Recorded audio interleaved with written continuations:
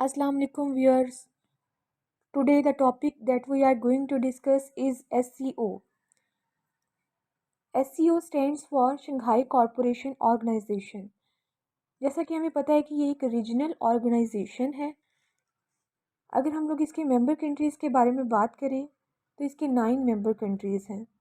पहले 8 थे, recent year में ईरान ने इसको ज्वाइन किया है। 9 कंट्रीज़ में China, Russia, Kazakhstan, Kyrgyzstan, Tajikistan, Uzbekistan और ईरान शामिल हैं। अगर हम लोग इसकी बैकग्राउंड हिस्ट्री में जाएं तो हमें पता चलता है कि 1996 में शंघाई 5 के नेम से इसको लॉन्च किया गया था। इसका नाम शंघाई 5 इसीलिए रखा गया क्योंकि उस वक्त इसमें 5 कंट्रीज़ इंक्लूड थे, जिनमें चाइना, रशिया, कज़ाकिस्तान, किर्गिज़स्तान और ताजिकिस्तान शामिल था।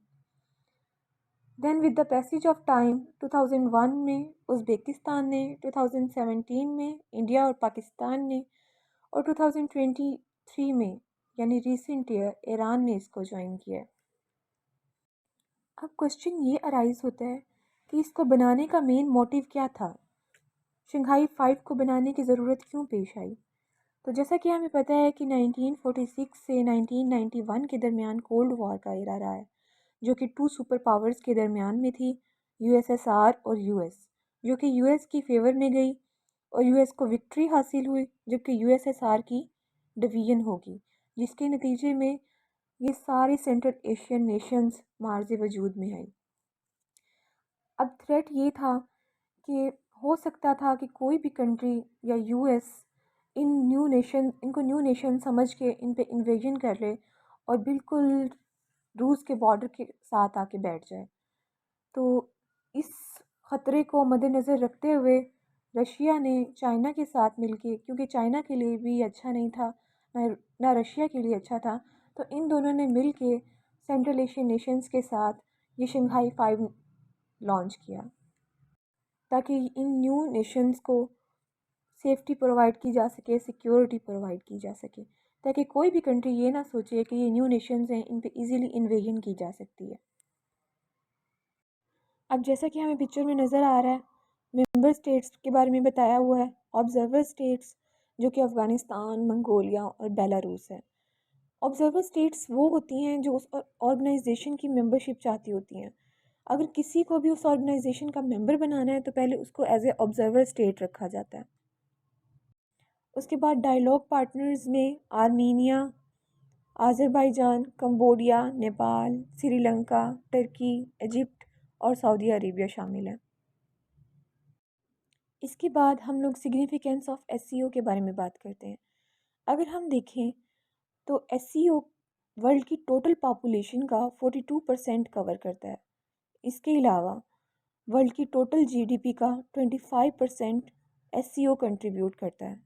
एससीओ के मेंबर स्टेट्स और वर्ल्ड की 4 न्यूक्लियर पावर्स एससीओ की मेंबर स्टेट्स हैं। इसके अलावा इनकी म्यूचुअल ट्रेड $6 ट्रिलियन तक जा पहुंची है। तो ये इसकी सिग्निफिकेंस है। इसके बाद अगर हम लोग इसकी कनेक्टिविटी की बात करें तो ये अपने मेंबर स्टेट्स के दरमियान कनेक्टिविटी को प्रमोट करता है। ये ऐसे प्रोजेक्ट्स लेके आता है जिसके ज़रिए इसकी मेंबर स्टेट्स को कनेक्ट किया जा सके, जिसकी एग्जांपल के तौर पे हम लोग सी पैक देख सकते हैं, जो कि चाइना पाकिस्तान इकोनॉमिक कॉरिडोर है। इसके अलावा international north south transport corridor, ये भी इसकी एग्जांपल है। इसके बाद अगर हम लोग सिक्योरिटी कॉरपोरेशन को देखें तो हमें पता चलता है कि एससीओ को 2 मेन इंस्टीट्यूट्स में डिवाइड किया गया। इसके 2 मेजर इंस्टीट्यूट्स हैं, जिनमें एक है रैट्स और दूसरा सेक्रेटरीट है। सेक्रेटरीट का जो हेडक्वार्टर है वो बीजिंग में है, जबकि रैट्स का ताशकंद में। Rats basically regional anti terrorism structure है, जो कि उस रीजन में से टेररिज्म को रिमूव करने के लिए काम करता है।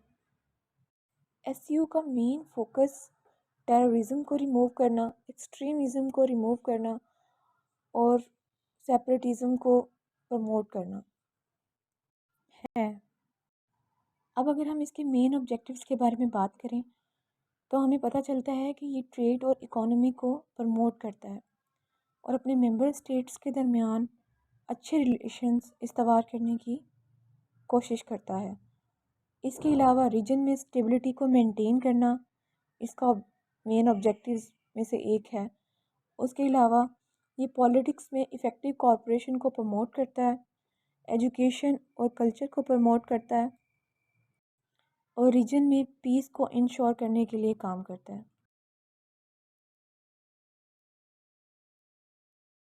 अगर हम लोग चैलेंजेस की बात करें कि एससीओ को कौन कौन से चैलेंजेस दरपेश हैं, तो सबसे पहले हम लोग कश्मीर इशू की बात करते हैं, जो कि पाकिस्तान, इंडिया और चाइना के दरमियान में है।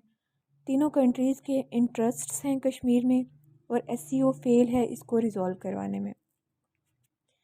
उसके बाद अगर हम लोग रीजनल इंस्टेबिलिटी के बारे में बात करें तो इस रीजन में बहुत इंस्टेबिलिटी है। लाइक पाकिस्तान और इंडिया के दरमियान में कश्मीर का इशू है, पाकिस्तान और अफ़गानिस्तान के दरमियान में बॉर्डर का इशू है, अफ़गानिस्तान में वॉर ऑफ टेरर है, इंडिया और चाइना के दरमियान में भी टेंशन्स हैं। तो इस रीजन में बहुत इंस्टेबिलिटी है। इसके अलावा लैक ऑफ डिप्लोमेसी है। लाइक इस ऑर्गेनाइजेशन की टू मेजर पावर्स हैं जो कि रशिया और चाइना है। रशिया इंडिया को सपोर्ट करता है और चाइना पाकिस्तान को। अगर रीजनल इंस्टेबिलिटी को ख़त्म कर दिया जाए तो पाकिस्तान और इंडिया 37 बिलियन ट्रेड कर सकते हैं और पाकिस्तान और अफ़गानिस्तान के दरमियान 5 to 10 बिलियन की ट्रेड हो सकती है, जो कि पाकिस्तान के लिए बहुत अच्छा है। इसके बाद अगर हम देखें तो एससीओ के पास कोई पार्लियामेंट नहीं है, कोई बैंकिंग अथॉरिटी नहीं है, कोई इकोनॉमिकल कौंसल मौजूद नहीं है। तो ये इसके चैलेंजेस हैं कि अगर इनको सॉल्व किया जा सके तो एससीओ को मज़ीद इफ़ेक्टिव बनाया जा सकता है। This is all from my side. Thanks for watching. अल्लाह हाफिज़।